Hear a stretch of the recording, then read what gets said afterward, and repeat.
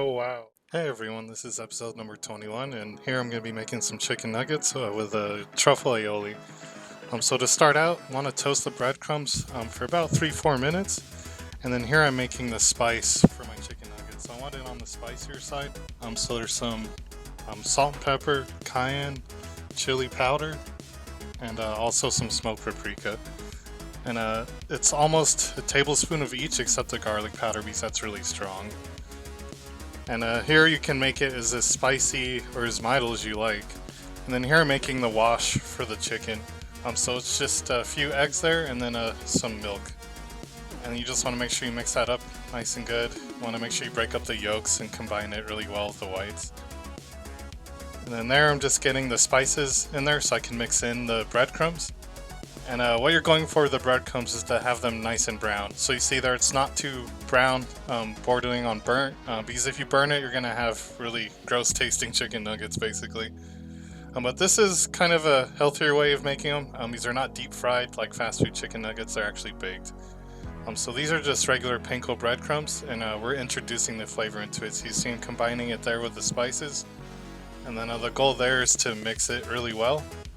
And I'm getting everything set up so I can do my dredging and breading and then putting it straight onto the pan there. So you see there as you mix the breadcrumbs with the spices, it gets a nice reddish color. That's exactly what we want. And you see I have everything lined up, so the chicken in the 1-inch chunks, put a little bit of it at a time into the bowl to make sure you coat it. And you definitely want to use tongs here, that way it's not sticking on your hands like crazy.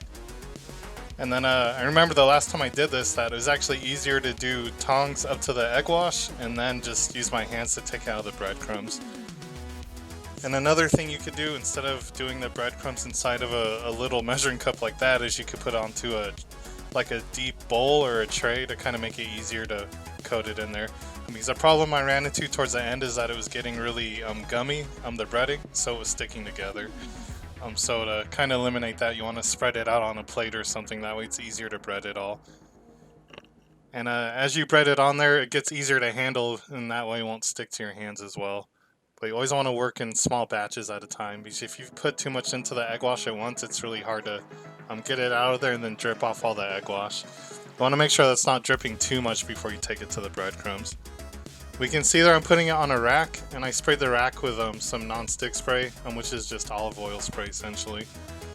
But that's how we get some color on the bottom, and then we finish it by spraying the tops of the nuggets as well. And the oven right now is preheating at 400 degrees. So you see there, consistency is what you want to try and go for. These are chicken breasts that I ended up cutting up. But if you can get your hands on some chicken tenders, those are a bit easier to get into even sizes. I like the chicken breast because it's a thicker piece of chicken there. So you see there I'm just repeating the whole process. When you have it in a nice assembly line, it's easier to get things going. Yeah, so this is really good for like Super Bowl Sunday that's coming up. So right, nice and easy snack. And I like being able to make it on your own because you can control how spicy it is and how it tastes and how good or bad it is for you. Of course, anytime breading's involved, it's not the healthiest thing, but it's just as amazing to eat. And not deep frying it makes it even better. And you may have noticed in the beginning I had some fries I had cut up sitting in some water. The reason you do that is to get the starch off of it, and when you fry it, you drain it, and then it makes it extra crisp.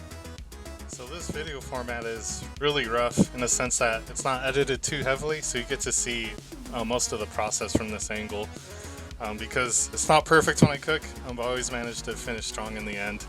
So here, spraying the cooking spray on the top so we get that nice crispness. Then over here I'm dropping in those fries. So you want to be very careful of that, especially when you first put it in, because the water starts evaporating out of it. That's why it bubbles so much when you first deep fry something. But that's exactly what we want. And I've mentioned this in previous videos, you can blanch the fries. So what that means is you're basically cooking it maybe halfway there, maybe 60% of the way, taking it out, and then putting it back in. And when you do that, it gets even more crispy. But in this case, I'm just frying it all in one batch, which is equally as acceptable. It won't be as crispy, but it's still tasty. And now the other alternative is to get these from the freezer, and you could bake them in the oven as well. We do recommend doing it separately from the chicken. That way you don't have to worry about adjusting the time that it takes to cook it. Because anytime you have more than one thing in the oven, it takes longer to cook. Kind of like how it is in the microwave if you're trying to cook more than one thing at the same time. But there's a lot of options here in terms of keeping it entirely baked, deep frying everything, or doing one of each. In this case, I'm doing one of each. The rule of thumb for fries is that you just want to keep an eye on it. It depends how high you have the heat. I usually do medium-high heat because you don't want it too hot because you'll end up burning it really quick. So you just check on it about every 5 minutes or so, usually about 15 minutes or so it'll be done. And I hit the camera because I was trying to reach the cabinet above the stove and just cleaning up a little bit along the way. But yeah, there is no set time for the fries because it depends how much you put into the pot at once. And from there, you just have to kind of keep an eye out on it.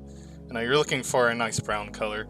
And you don't want to get too dark brown because then you'll get too crisp fries in the sense to where it's like crunching out in your mouth. And you don't want that. You still want some softness to it. So now for the aioli. The base of this aioli is mayo. So if you never made mayo from scratch before, it's just an egg yolk and then some lemon juice with a touch of water and oil. In this case, I used regular olive oil, not extra virgin olive oil. The reason for that is when you emulsify extra virgin olive oil like this, it gets super bitter. It gets too olivey. So I'm just using regular olive oil. Believe it or not, there's actually regular olive oil. It has a lot more mild flavor, so it plays well with this. And it had actually been a while since I made mayo, and I did this completely wrong. So you may have noticed that I put the egg yolks on the bottom and then I just threw the oil on the top. What you need to do is slowly pour in the oil. So you see there that the chicken nuggets are done there. I'm letting them cool off a little bit, but you see it has a nice brown color. And back to the aioli, now that I'm actually blending it, it never comes together. And the reason it didn't is because I didn't slowly introduce the oil. It's a really fine process where you have to slowly add in the oil for it to come out right. So actually I had to end up dumping this and starting over, and you'll see I grab a jar instead so I can slowly pour it in. And it's super easy to make mayo. If you've never done it before, you'll see once it comes together in the jar, it's a lot easier. And a quick flashback there, you see I brought the fries out. I like to put them in a colander with paper towel to get some of that grease off, and then you want to always season fries while they're hot, because if you wait for them to cool down too much, the seasoning's just going to come right off of them. And that's good old Lawry's seasoning salt. So the aioli, I tried the immersion blender, it wasn't doing the trick. Tried the whisk, it still wasn't working. And that's when I realized that it's never going to come together. It's essentially broken because I didn't slowly introduce the oil into it. So just have to reset here. Yeah, so that's when I grabbed the mason jar there. So same thing, the egg yolk. Want to get that white out as much as possible, and then some fresh lemon juice at the bottom.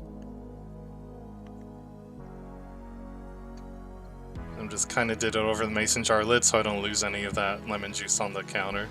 And a little bit of water there, and then some Dijon mustard is being introduced into it. So you're putting everything in there first, and then you start introducing the oil. I realized the blender didn't fit, so I threw in the whisk attachment, and that fit perfectly. So you see there, you slowly add in the oil, because if you do it all at once like I did, that's when it'll just never come together, like oil and water basically. You hear the aioli's coming together great. You can see how creamy it is. See, when I pull it out, it has a nice soft peak to it. And then adding in a bit of salt and pepper, and then also some truffle oil, and then a little bit more lemon juice. You can add in lemon to your preference, but it's a nice tangy sauce there, any aioli that you make. Because in the past I've made olive aioli and also garlic aioli, but in this case it's just truffle aioli, and then a touch of minced garlic there as well. There you have it, some nice homemade aioli, which the base of was just some homemade mayo. And of course you could save time and buy some store-bought mayo. And now for plating, we have those nice golden fries there, and then some chicken nuggets in the middle, and then off to the side get some nice aioli in a swoop there. on the back of the spoon there. There you have it, absolutely stunning.